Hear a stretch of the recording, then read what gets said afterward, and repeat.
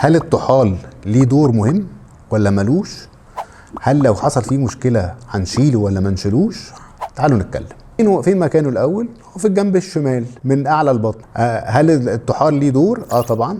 هو أول حاجة من أدواره إن هو ينقي الدم بتاعنا، ليه دور في المناعة بتاعتنا، وكمان بيخزن الدم في جزء من حياتنا يعني، وكمان بيحارب العدوى. احنا بنحتاج استئصال الطحال لما بيبقى فيه مشكله، يعني مش هنشيل الطحال بدون سبب، يعني يا اما هو بيكسر الدم فبنضطر ان احنا نشيله، يا ان هو لا قدر الله فيه ورم، يا ان هو فيه اصابه يعني في حادثه مثلا، او ان هو فيه كيس زي في بعض الامراض اللي بتكون اكياس جوه الطحال والكبد. ليه الجراحه بالمنظار افضل؟ عشان المنظار هو بيخلينا نشوف كويس، ليه دور استكشافي، فتحات صغيره. فتره النقاهه بتاعت العيان في المستشفى اللي لو هو كان عاملها جراحه، فاستئصال الطحال لو قعد لازم هيقعد في المستشفى على الاقل 3-4 ايام، في حين ان هو لو عملها بالمنظار هي بتتعمل بفتحات صغيره. لو الطحال دوت محتاج ان هو يتفتت، ممكن نفتته ونطلعه من نفس الفتحه الصغيره ال 2 سم اللي هي بتطلع بندخل منها الالات، او ان احنا ممكن بنشيله عن طريق فتحه زي فتحه القيصريه، وبعدين العيان بيروح تاني يوم.